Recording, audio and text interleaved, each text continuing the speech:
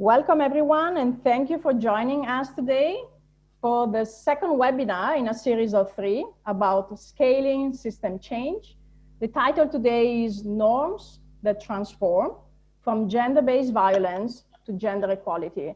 And there's no surprise actually that you responded so positively. This is such an important conversation to have today. Allow me to introduce myself. My name is Elena Bonometti. I'm the CEO of Tostan, a West Africa-based organization, which has partnered for the past, almost for 30 years now at the grassroots with the communities to empower them to define and fulfill their own vision of well-being, and has inspired large-scale movement leading to dignity for all.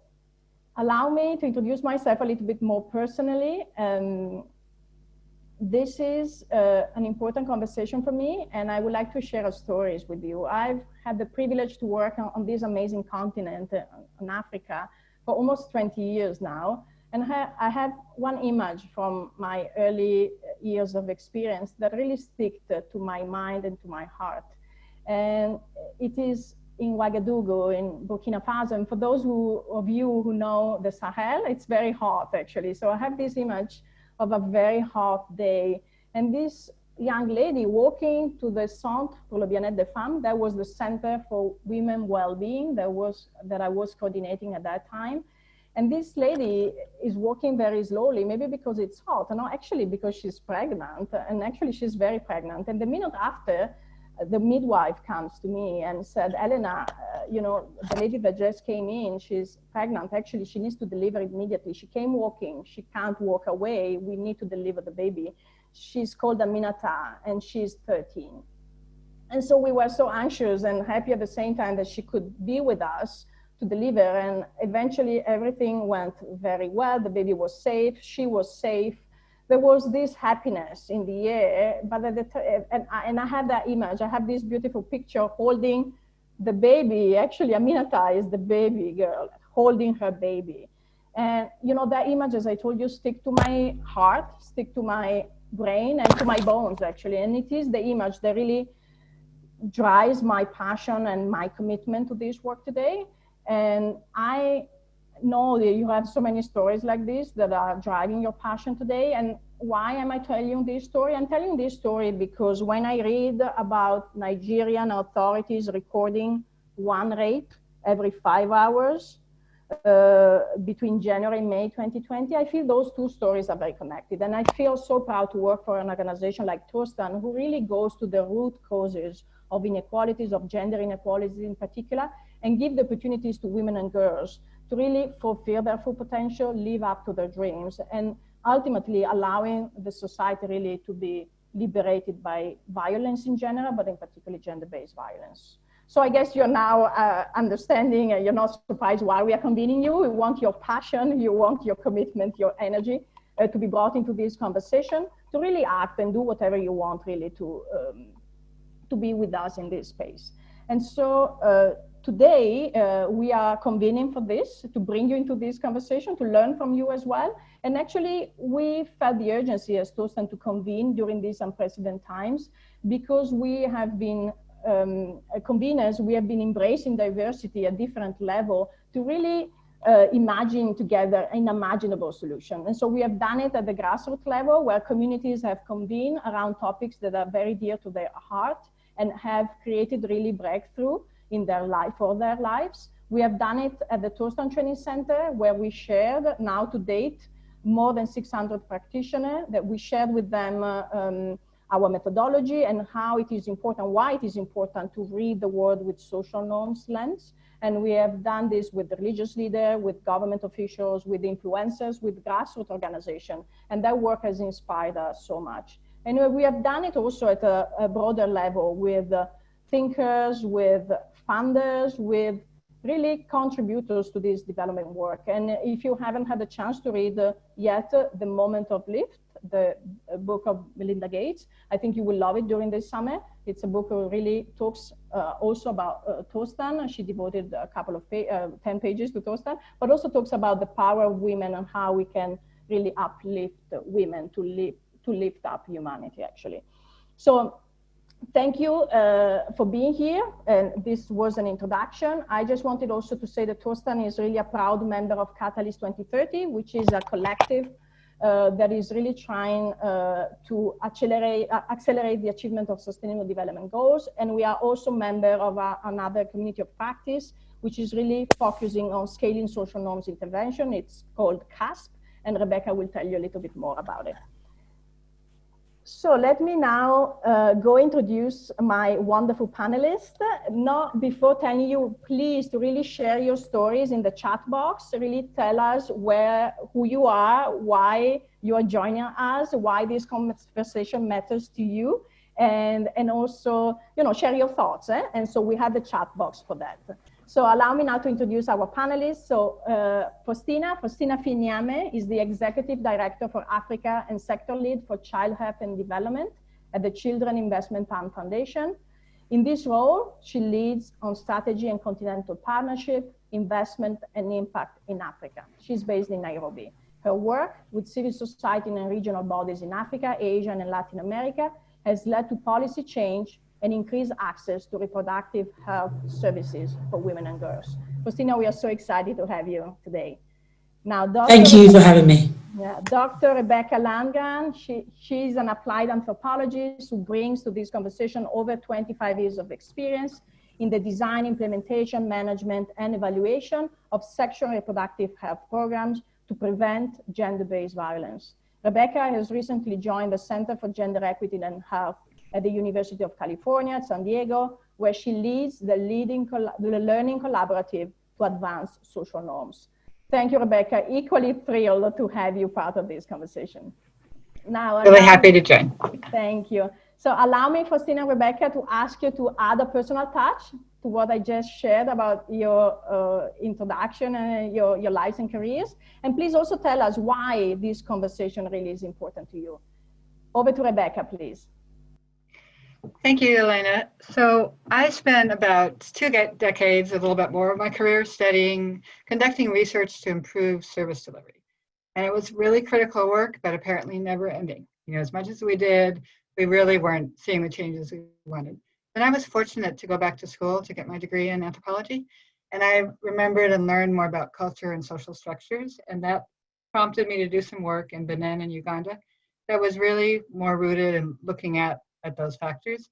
And both of those projects, which were funded by USAID, gave us a whole year of ethnographic research. And when I started to look at the results from those, from those studies that we did, it was really breathtaking to me. It was so crystal clear to me how important social norms were, whether it was in Benin, Uganda, about family planning, about gender-based violence, with early adolescents, with married couples. I realized I had really been neglecting the root causes of the issues I've been trying to approach. Things like husbands telling us, we've never talked about family planning. It's just not done. I've never talked to my wife about it. Or women saying, we use family planning, but we're slandered and criticized and gossiped about, but we're still doing it anyway. So, that really made me realize that sustained change that I was seeking required system change, and it required thinking about what people hold dear, what they expect of each other, and how they pass those expectations on to the next generation. So then my career took a different turn, and I got to start working in social norms and thinking about scale up at the same time. Well, this conversation, Elena, and all the other panelists and the people who are listening, is very personal. It's very personal to me, because I would not be, sitting in front of you, being able to share my story if there wasn't a gender transformation that happened within my family. And if if I start from my grandmother, who was fortunate, the only thing that made a difference, she was not very well educated. But what changed her life was that, a man, who approached her to marry her was a very educated man and wanted, was going to live in the UK, and took my grandmother with her. And subsequent to that, my mother was not very, didn't have much education, because the gender norms, she was left in Ghana by herself with aunts and uncles to look after her and so forth. And the gender norms in Ghana, dictated that, she didn't, carry on with her education. After she's finished primary, that was it for her. She should go into catering or doing something else. That, she needed to have children, that she needed to make different choices. She was not able to really, act out her own desires and her own aspirations in life and so forth. And so my grandmother, having the tenacity that she did and wanting so much better and knowing that, the world was going to be a very different place in future, especially for African girls, decided my sister and I would have a different life experience altogether. And we would be able to have self-determination of what we do with our lives and so forth. So she took us to the UK and, spent a lot of money and time and effort to try and make sure that my sister and I had the education and the exposure we needed to be the women that she couldn't be, or, to have the lives that we wanted to have. And every day in my life, and so this has really driven my life choices in life, my career and everything, knowing that the sacrifices my mother and my grandmother have made so that I could, have this position that I have. But, last year I had surgery and I was, had a few weeks at home recuperating. And there's a school next to my house. And in this school, this is the secondary section of the school, and the primary school is also close to my house. So I see the kids at primary school, equal amount of boys and girls, right? They're all excited. Everyone looks, very shiny, going to school every morning. And so as I was recovering, my balcony looks onto the secondary school playground. And I noticed something very, very different, which was I saw that, there was more boys than girls. I mean, there was the number of girls now going to secondary had dropped so significantly. I could actually count how many girls were in the playground. But in the mornings when I drop my sons and I see the other school, there's hundreds of girls. So you can really see there at primary school, we'll be able to see the boys and girls. But when you get to secondary, a lot of girls have dropped out. Why have they dropped out? I started asking myself this question. And this, asking questions and wanting to know more about this area has led me and my team to develop strategies within CIFF that will help us hopefully address some of these challenges. Why we're not seeing those girls in secondary schools, and why we're seeing such a high teenage pregnancy rate in Kenya, in Ethiopia, in Nigeria. And so I look forward to, having further conversation and exploring this area with the other panelists and the audience as well. Thank you so much, Rebecca and Faustina, for sharing so personally. And, I encourage and thank you to the audience for sharing as well.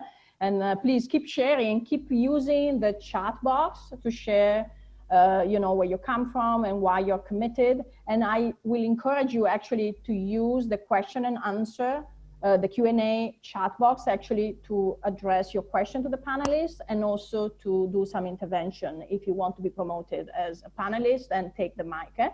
So this gives me the opportunity to run you through the agenda. We have an hour today, and we are a quarter of the hour right now. So we have two major questions that we would like to have the panelists respond to, and then we will give the floor to you. So we will run one question and give the floor to the audience. So start preparing your smart questions and your intervention. We really would like to listen from you. This is a conversation. And then so we will ask the second question and again, give the floor to you before doing our closing remarks.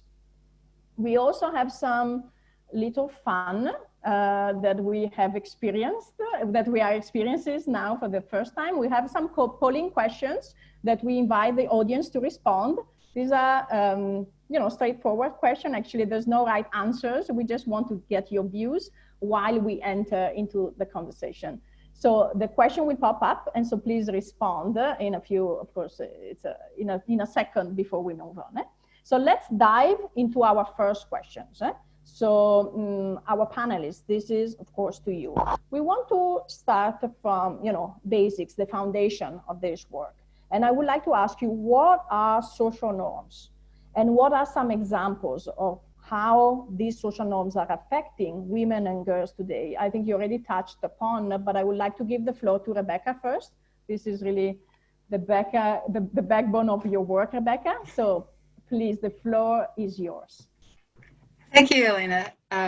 Not the easiest thing. We debate the definitions of social norms quite a bit.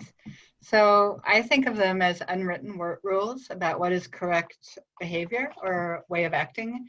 It's a social norm is something that is typical, what others do, what we see people doing around us, and what others expect us to do. So what I think those around me feel how I should behave.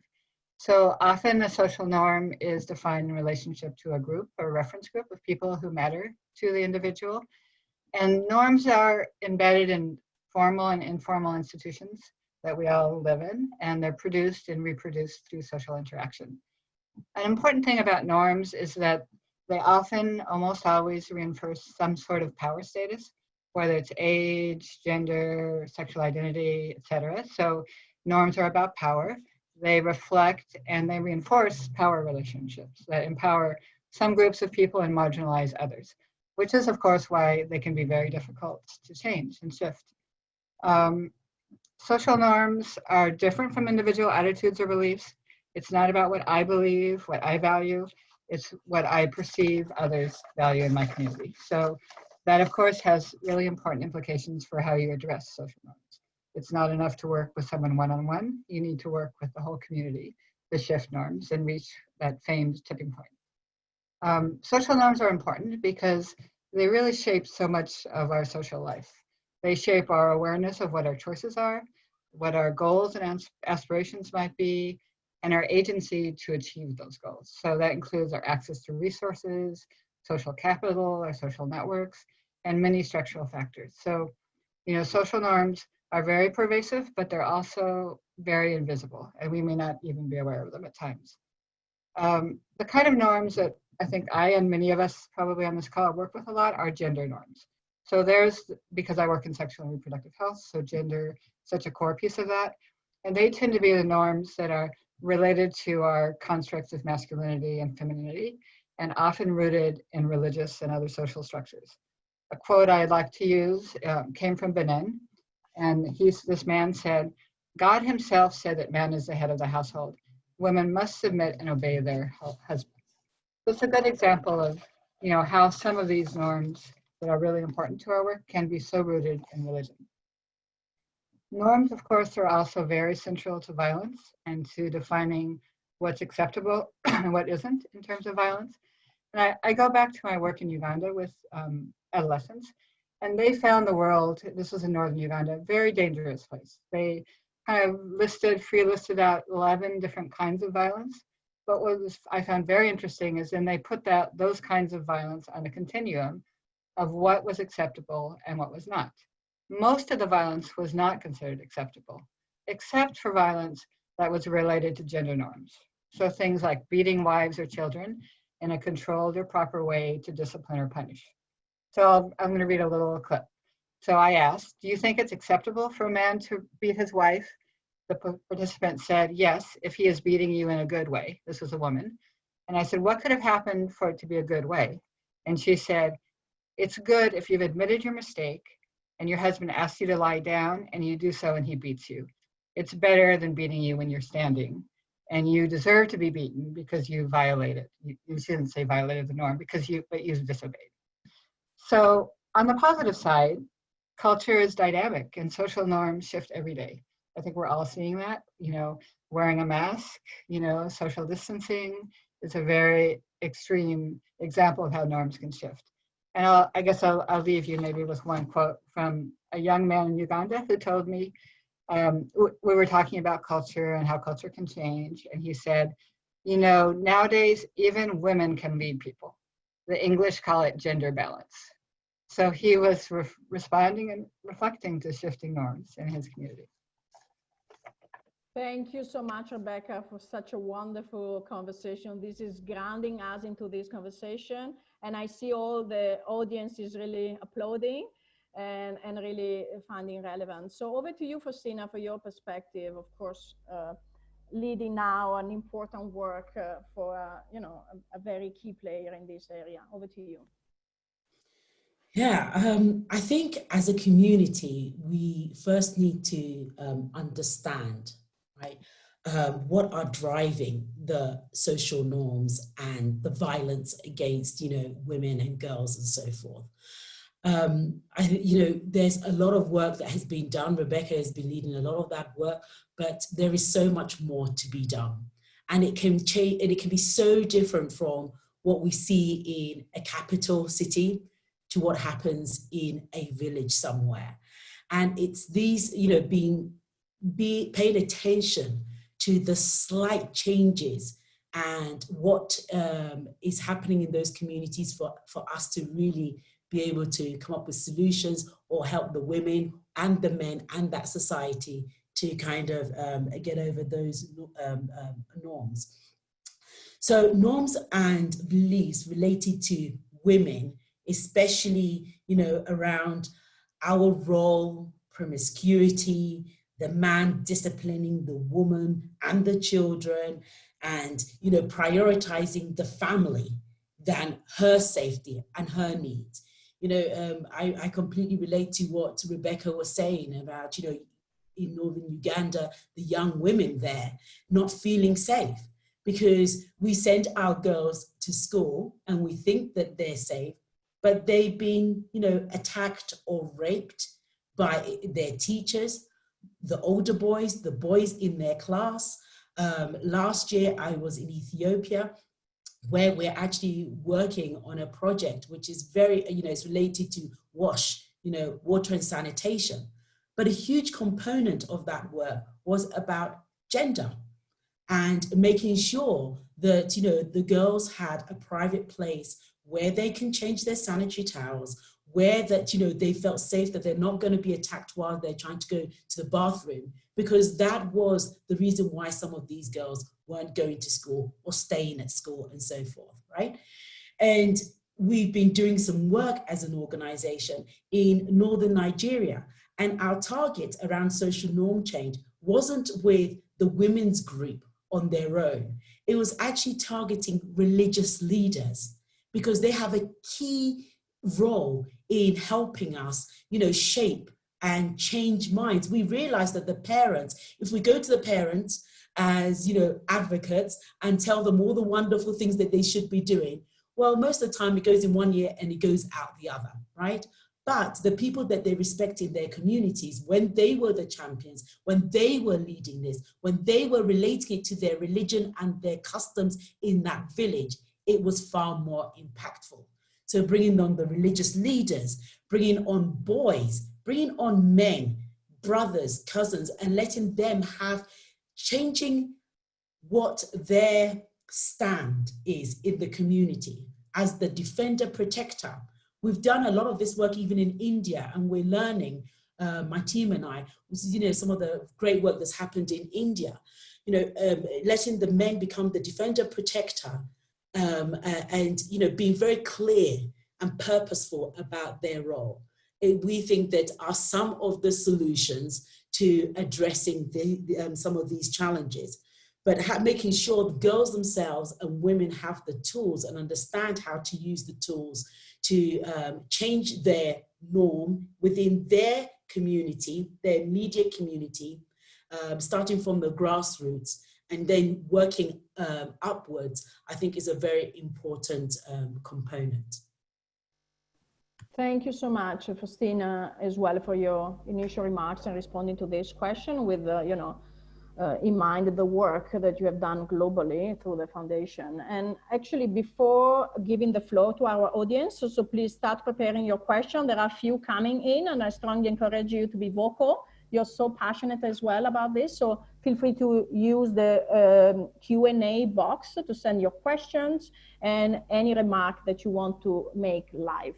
So allowing, you know, the audience to react and to send question in, let me tell you the story of one village.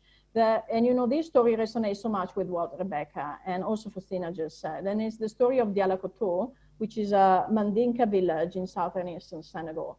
And it's a village who went through the Tostan training program, where a pregnant woman was beaten by her husband so severely that she had to be taken to hospital.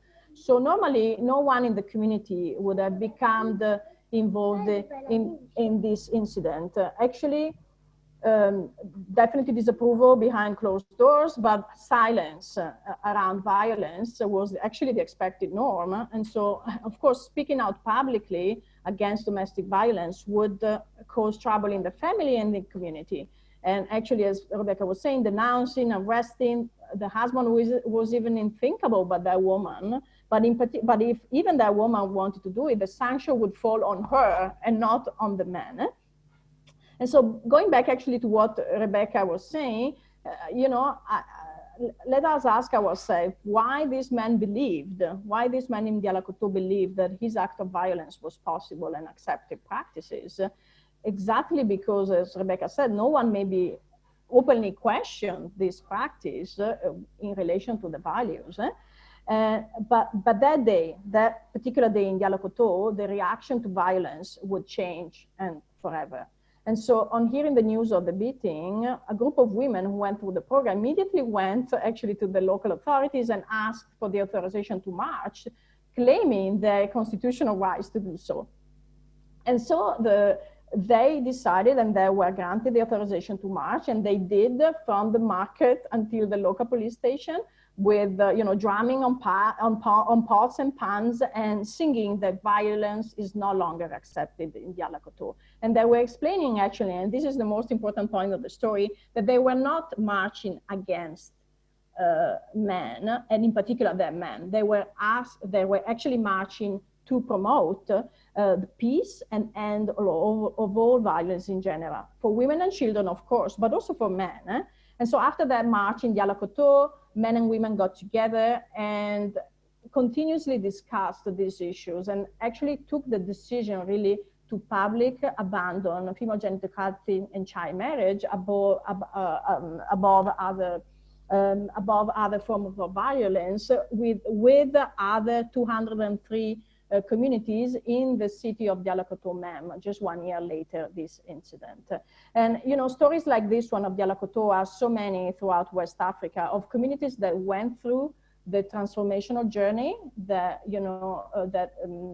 that is needed to really reinforce values, but abandon practices that are not aligned with these values. And from a Tostan perspective, we strongly believe that empowering education is really the fundamental piece of this work, and then coming from a place of respect rooted in human rights. And so the knowledge of human rights is really allowing the community as a whole, so men and women together, as Faustina was saying, there are religious leaders, there are chief leaders, there are important gatekeepers in the community, but it's important that programs that want to prevent gender-based violence are not just for women, are for women and men, and also address this question from a holistic perspective. And so it's so important to have really multifaceted and integrated intervention that really address the system change, the root causes, rather than a single issue area. So I was very keen in saying that because this is really our Tostan perspective, but I would like now to open the conversation. And so there are wonderful questions, of course. So I'm taking the first one from Atul Gandhi. The question is the following. I'm reading live, so Rebecca and Faustina, listen with me. I think the norms have come up over centuries basis how the life was being led. It is easier to work for changing norms if we begin with explaining the disconnect between the norms and today's way of life. Mm-hmm. So Rebecca, would you like to jump on this? So let me repeat. I think the norms have come up over centuries basis how the life was being led. It is easier to work for changing norms if we begin with explaining the disconnect between the norms and today's ways of life. Sure, that's a great question. And I think it reminds me a lot of the work we did do in northern Uganda, where folks had just, it was just the end of the Civil War. The people we were working with had just left the camps, where some children had grown up there, they were going back to their ancestral villages. And I think a lot of the discussion was around how do we maintain our cultural heritage as a Choli and Lengi people, yet adapt to a new world. We don't want a life of violence, such as we've been living the last 25 years in any way, politically, within couples. So how do we work together to kind of reinvigorate our culture and also change violence? So it was just a lot of conversations, bringing community elders together, religious leaders, cultural leaders, children, and having those conversations. One of the things that project did were they had a tradition of they had fireside chats where the community would come together at night and the elders would tell stories. So working with the communities to really think about what is core to our identity and how does that work for us today? And reminding, and people know this, norms and shift all the time. Culture is dynamic, it's constantly evolving. Thank you, Rebecca. Thank you. Faustina, would you like to add something? Yes, I was going to say that, none of these groups or cultural practices that, the people who are, living them, it's not that they don't know some of these things are wrong or that it doesn't fit in today's society. It goes back to, I suppose, what Rebecca is saying, is that people don't feel that if they change too much, are they losing part of their identity as a group of people? And what becomes my role if I change in this way? What do I fill that with? And how do I do it in a systematic way? A lot of the women, know exactly what needs to be done and how we need to do it, right? But on their own, it's very difficult. But as a collective and having the support of the wider society help them make that change is what is really critical. So it's replacing these cultural norms that are negative with, other more positive engagements, right? And so, female genital mutilation, the theory and the principles behind it, some would say it's a trying to recognize the girl is becoming a woman or that she's moving on in life, right? She's coming to a different stage in life. How do you do that without causing such violence to the girl? Is there another way we celebrate this milestone in her life instead of resorting to violence? How do we make sure that these cultural practices are well understood, that also is linked up not only with just the community but also with judicial, with civil society at large, with the social network within these countries or communities, that everybody is also reinforcing these changes within the social practices to more positive practices. So I think that, it's really important in all of this to ground it in the truth that people do know that these are not helpful. They're not what they want anymore, but don't always know how to make that happen on a systemic level. Thank you, Faustina. I think it goes back to my point that really empowering education is needed at all levels. And we know that some girls and boys have access to education. We also know that there is a huge part of the population, and particularly at the grassroots, that don't have access to that education. And that is really the opportunity for them to have that information that is needed to make informed choices. So thank you so much for your question. They are wonderful. We are also running out a little bit of time, and we want to get to the second question before handing over to you again. And actually the second question is about scalability, because we know that there are successful models, successful initiatives, but how to bring them to scale, how to scale up. I know Rebecca will tell you about this. And so the question is really, how does successful social norms change at the community level scale for society-wide impact? Rebecca, would you like to share about this? Sure, thanks, Elena. So I think this is what is so exciting about our conversation today, is it's not about just scale or just social norms and systems change. It's bringing those things together, and it's so critical because I'm sure we've all participated in so many pilots of shifting norms and addressing gender that have really not gone very far. We like to call them pilots to nowhere, but we want to be on a different road. So we want to think about scale up. So I'd like to think about the expanded definition of scale up, which is deliberate efforts to increase the impact of innovations successfully tested in pilot projects to benefit more people, foster policy and program development on a lasting basis. So almost every phrase in that definition is critical. It's deliberate, it's planned. We're looking at impacts. We're scaling things that are successful, that we have evidence. So we want to benefit more people, and we want to do it in a lasting way. So, a lot of what I've learned about scale up has come from Expand It, but also my work with CIFF, which I'll talk about in a second. So some of the things that I think are most critical are to apply a systematic kind of purposeful systems approach, where you're looking at the environment that you're working in, the whole social system. You're looking at the innovation that you wish to scale, the team that's supporting it, and that team or the organizations that are implementing it. So systems approach is the first tip. Secondly, there's nothing more important than engaging stakeholders from the very beginning, from the moment you're designing your pilot study. Not at the end, not as a part of, here's our research results, but engaging the community leaders, government, everyone who you think is going to have a stake in scaling this up. So involving them in the beginning. And then another thing that I think is really critical that is often not done is defining very explicitly what your innovation is. We often say, oh, the innovation is, a new family planning method, or it's this training curriculum, but it's a lot more than that. There's values and principles embedded that need to be made explicit. There trainings, there's a lot of management issues. I like to call that sort of the interconnecting tissue that makes an and all of those things need to be carefully documented so that when you're adapting them and expanding them, you can be faithful to them. So fidelity is, of course, a really critical issue in terms of scale up. And it's not that you're going to do it exactly the same way, but if you understand how your intervention works, what makes a difference, what are the values, then you can be true to those things as you scale. I think another important thought about is balancing what we call horizontal and vertical scale up.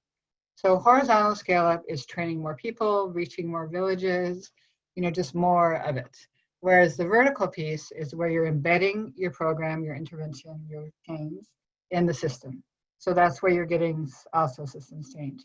You're putting in budgets, you're putting in training institutions, you're putting in work plans, et cetera. So think about, institutionalization, expansion. And I have a good quote from a friend of mine in Rwanda who said, I used to think about scale up as planting more trees, but I realize it's really about growing deep roots. So you need both, but you can't forget the roots for the trees. You've got to remember both. I think being comfortable with complexity and trying to manage it. So you're thinking ahead, you're thinking about what's going on in the system, what are the opportunities, what are the challenges, and responding to that proactively. Before I finish, I want to talk about CIFF for a second. It's a group that's been meeting monthly for a couple of years now to better understand ethical and effective scale-up of norms programming. So their members are CIFF, Oxfam, Raising Voices, Tostan, Sanke Gender Justice, the Institute for Reproductive Health, Salamander Trust, and we're all working together, and you can go to the Raising Voices website and read more about it. So a few of their most important insights. First of all, number one is to be accountable to communities. So it's about the women, the men, the children, the communities you're working with. So that has to stay in the forefront. Understanding and aligning with the values of the methodology and being faithful to the methodology. So one suggestion is to involve those people who've designed the methodology. If you're doing SASA, reach out to CIFF, to Raising Voices, and engage them in these discussions about how you might adapt and scale. Because these interventions are not just sort of a recipe book, there's an underlying reason why things are done the way they are. So it's really helpful to involve more people in the adaptation phase. And finally, think about longer term sustainable change processes. Lots of times funding mechanisms are short term.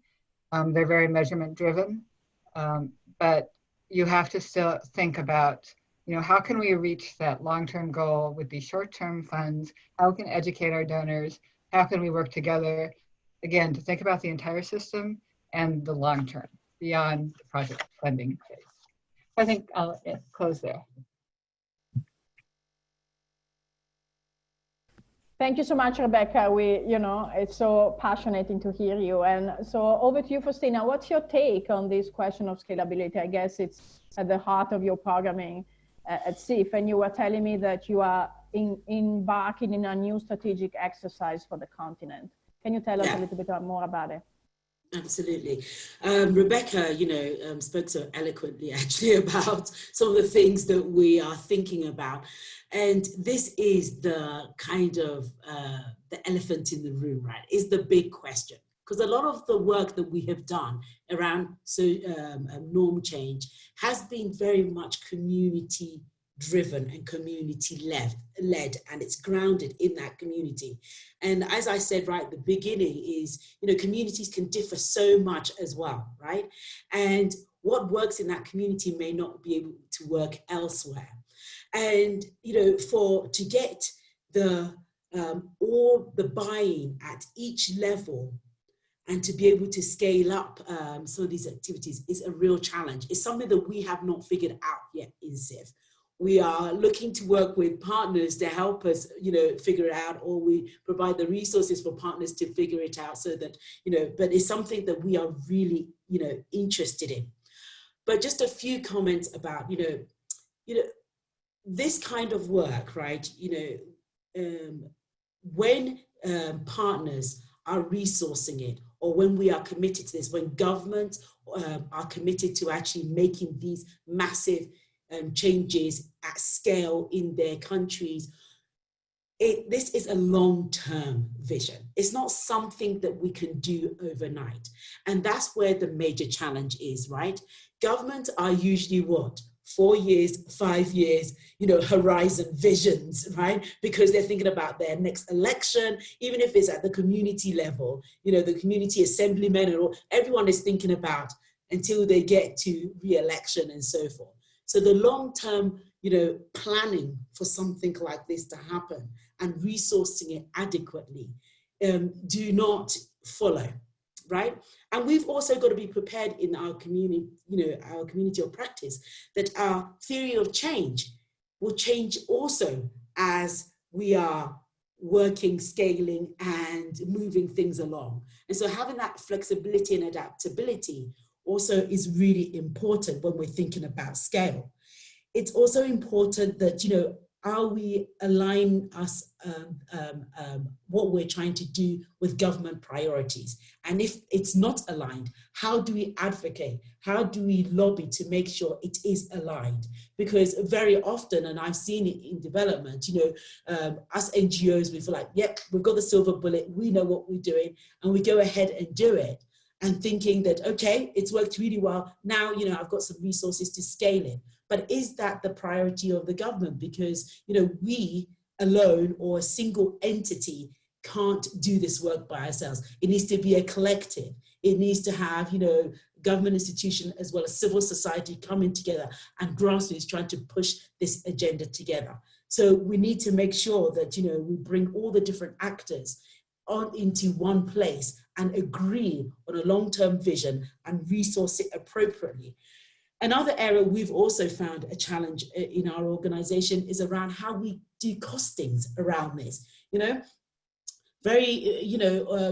Far too often, donor organizations want you to be able to quantify how you're going to not only measure, but how does that cost relate to an individual in social norm change. We don't have those answers, but those answers, if we did have those answers, it would be a very powerful tool to speak to different stakeholders like the Minister of Finance, because we need to stop also talking to the choir, right, about these areas. We need to be able to reach out to other groups, because once we can explain how, social norm change is going to benefit a country, your GDP is going to increase. If your women, half of your population is able to also contribute to your GDP. You know, your healthcare, quality of life, your agriculture, all of these areas will have a dramatic improvement if we're able to make these, you know,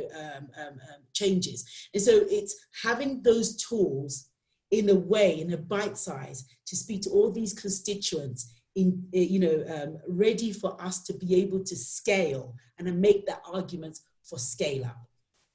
Thank you. Thank you so much, Faustina, for bringing these arguments. And actually both your intervention, Rebecca and Faustina, has been really food for thoughts for me in particular, but for Tostan, I guess, and all the colleagues who are on the phone today, because actually we are engaged right now in scaling up through strategic partners our approach in Nigeria, in collaboration with the government of Nigeria first, and then really a major project co-sponsored by the World Bank and the Gates Foundation, really to really promote the abandonment of gender-based violence. So thank you so much for your remarks. We have wonderful questions. We also have 10 minutes left. So I really want to appreciate all your wonderful intervention, dear audience. And so I would like to address one question to Rebecca. And it's from our friend and colleague, Bettina Shell-Duncan. And actually, Bettina is saying, in talking about a system perspective, what defines really a system? Can there be a multiple level of systems, such as family systems? How does this relate to a broader structure of factors? Would you like to say a couple of words, Rebecca, to this? Sure, thanks for that. That's a great question, Bettina, thank you.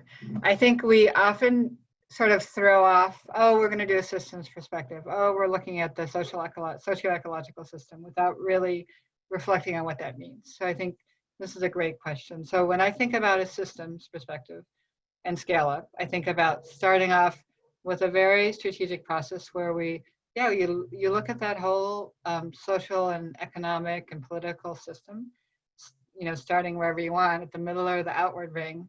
So within that system, yes, there are many subsystems. So you've got a political system, you've got your educational system, you have your family system, your community system. So yeah, I think you just have to think very carefully at each level of a socio-ecological understanding of the world, and figure out which systems here are relevant to the change that we're trying to bring about. And unfortunately, in most of our work, it's all of them, right?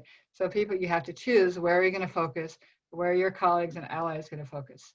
I think someone mentioned, like, what about policy change? Who's working around shifting norms at the policy level? We talk so much about the community level. Of course, that's equally, maybe even more important work that has to happen. But it is happening, but it's difficult to evaluate and measure and put out there as an intervention. So I think it gets overlooked in our work, at least when we talk about it, the sort of the policy level interventions. Thank you so much, Rebecca. And actually, you're addressing another question, which was very interested from Lindsay, about actually changing policy in order to change social norms related to gender-based violence. And so I think you actually answered the question at the same time. Wonderful. Thank you, Lindsay, for sending such an interesting question. Now, maybe over to you, Faustina. There is an interesting question, a good question from Greta Peterson, actually from the Orchid Project, about the technology, and actually goes back. It's kind of a follow-up of what you just said in your last intervention about negative cultural social norms at scale. So from your experience, and in particular at CIFF, how do you see the role of technology?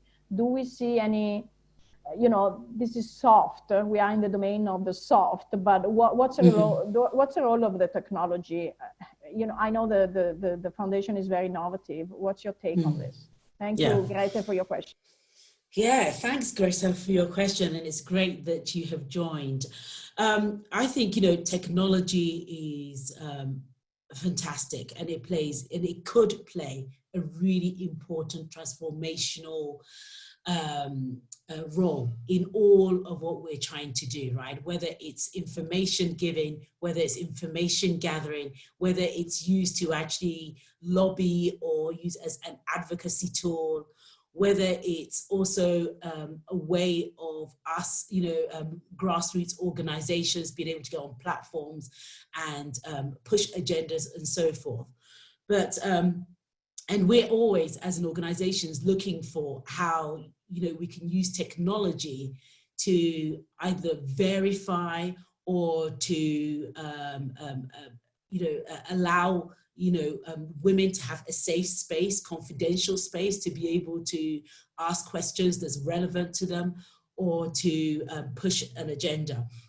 But, we've been very fortunate in Africa that technology, especially mobile phone revolution and the penetration of mobile phone revolution, has really leapfrogged us into so much, a far more different realm than, the traditional how the West has developed in so many ways. And mobile phone technologies allowed more women independence and ability to also have businesses and so forth, right? And be able to get information and, educate themselves. So all of those things are wonderful. But even if you look at technology, if you break it down, who has access to these technologies, right? Like a mobile phone, it's still, the percentage of women in most of those countries is lower. And if we're going into rural, urban divide, even more so. And young girls, adolescents, it's even more so that there is a huge divide there. So we need to be very careful what technologies we're talking about and how we use that, because I see so many organizations getting very excited about technology, but what it is doing, it's only responding to a target, a group of urban, whether it's young people or, women and so forth. And, we're leaving a whole other group, the rural and the most probably vulnerable, behind, because we're not thinking of technologies that will address their needs and their challenges.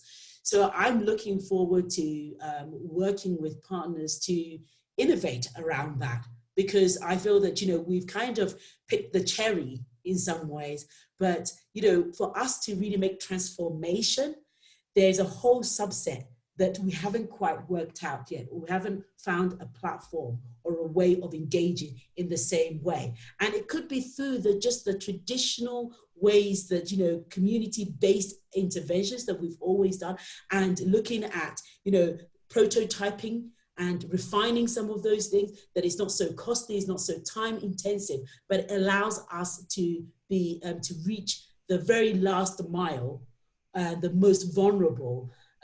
Those are the things that I'm most looking forward to in future as well, being able to realize that. Thank you. Thank you so much, Faustina, for stressing really the importance of partnership and working together towards, a common goal, and also really thinking about the last mile. It's so important that we get there. We don't stand for those who have already access to many resources, but thinking about those remote areas that really don't have access. So thank you. We are coming to the closure. Thank you for audience. First of all, thank you for your amazing interventions. You asked very important question, very smart question. We are so sorry we couldn't get to all of them. Sorry. But we will make sure that we will follow up with any other means that we have. And thank you for participating to our poll. Here is the last one. Actually, this was a fun exercise. I hope you have enjoyed it, and feel so technology is glitchy now. Just the last poll will be coming in, and so we will just moving towards our closing, even if we know that this conversation, of course, is continuing, and it's so passionate. And I felt the passion from Rebecca, I felt the passion from Faustina, and of course, I encourage you to work very hard towards really a world where violence, in particular gender-based violence, is forgotten. So we sent you actually, and this is a final word from all of us. We sent you, when you registered, a quote that we wanted you to think about while preparing for this webinar. And I'm going to read this quote for you, and then allow Rebecca and Faustina just to give you a 30 seconds last thought to leave you with, and then just closing our wonderful conversation. So social change takes time. The journey itself is what produces results. To transform the status quo and redistribute power more equitably, organizations must start from within. And this quote resonates so much with Tostan. We are indeed a learning organization, and we are so proud that we were able to convene this wonderful conversation today. My last thank you to Rebecca and Faustina. Thank you for being amazing panelists with all your energy, all your passion to this work, and all your expertise. So over to you, Rebecca, for 30 seconds. Thanks, Elena. It's been a privilege to participate with Faustina and you on this webinar. I guess I'd like to say, as a researcher, I would like to call on researchers to apply this to our work. So think about what data counts, what do you count as evidence? You know, what are the implicit assumptions that we all bring to our work? Because I think we often assume as researchers, donors, technical assistance agency that this is work of the community-based and the community-led organizations. But really it needs to start with us who are really thinking and constructing knowledge. And you know, what does knowledge mean and who are we constructing it for? Thank you. Over to you, Faustina, for your last 30 seconds. Well, thanks, you know, to Tostan and Elena and the team for, you know, putting this together, and for the audience members for joining, and for Rebecca for being such a, you know, fantastic panelist. And, you know, I learned a lot from her being on this panel. And just a few words really is that, you know, this is really important work, right? This is what is going to change Africa, and it's going to revolutionize, you know, African women's, and liberate African women, right? And for us to have a self-determining Africa. You know, I truly believe if this work, we pay attention to this work, this will be what really transforms Africa. So I want to, you know, just urge our partners to keep on. I know it's difficult. It's really is a challenging area to work in. It's not easy. You don't get the instant gratification straight away. And, you know, but please keep going. And I will, and my team and other donors will do our part to make sure that, you know, we keep funding this area, right? And we keep this topic alive by resourcing it appropriately, and, you know, stop the short-termism that, you know, that happens very much from the donor's perspective. You know, we move on to something else, because if we don't crack this, all the other work that we're doing, whether it's service delivery, you know, in, you know, sexual reproductive health, whether it's, you know, justice work and so forth, it will actually not mean or mount up to very much if we don't do this. So thank you, Tostan, for your hard work in this. This is great, and thank you for inviting me. Thank you once again, Rebecca, Faustina, all of you. This is a great call to actions that we are landing on. I would like to please invite you to join us for our next session. So the third webinar in the series, which will be most likely at the beginning of August. Please check your email from Tostan for date announcement and a very special guest that is expected to come. Thank you. Good day, good afternoon, good evening. A bientôt.